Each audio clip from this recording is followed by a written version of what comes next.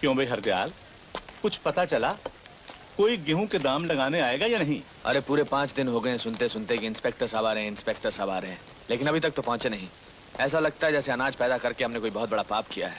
मुझे तो पता चला है कि इंस्पेक्टर साहब यहीं कहीं मंडी में हैं। मंडी छोड़कर जाएंगे कहाँ? यही तो दिन है उनके खेलने के। ये खिलौने छोड़कर कहाँ जाएंगे? नमस्ते नंबर साहब। हाँ, 125 लिख दे।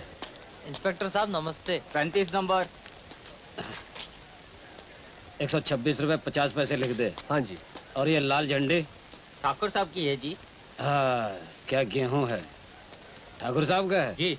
182 लिख दे, जल्दी से जल्दी 182 लिख इंस्पेक्टर दे। साहब, हमने ऐसा क्या गुनाह किया है जो हमें सरकार का पूरा भाव नहीं मिलता? तुम्हारा गुनाह ये है कि तुम किसान हो। लेकिन चले आते हैं, बहुत ज्यादा चाहिए।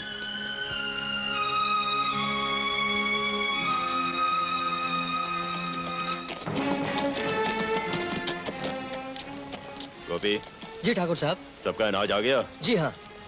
जब अनाज तुल जाए तो आधा हिस्सा बतौर ब्याज हमारे गोदाम में पहुंचा देना। आप चिंता मत कीजिए ठाकुर साहब, सारे व्यापारी यहाँ बैठे हुए हैं। आपका ब्याज सबसे पहले कटेगा।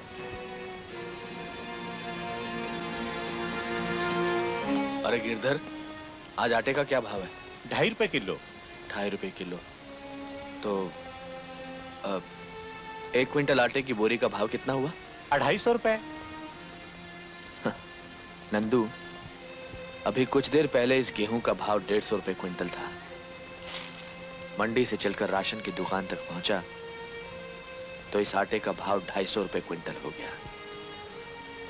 जिस दिन ये 100 रुपए की पिसाई हमारी समझ में आ गई, उस दिन हमारे दिन बदल जाएंगे।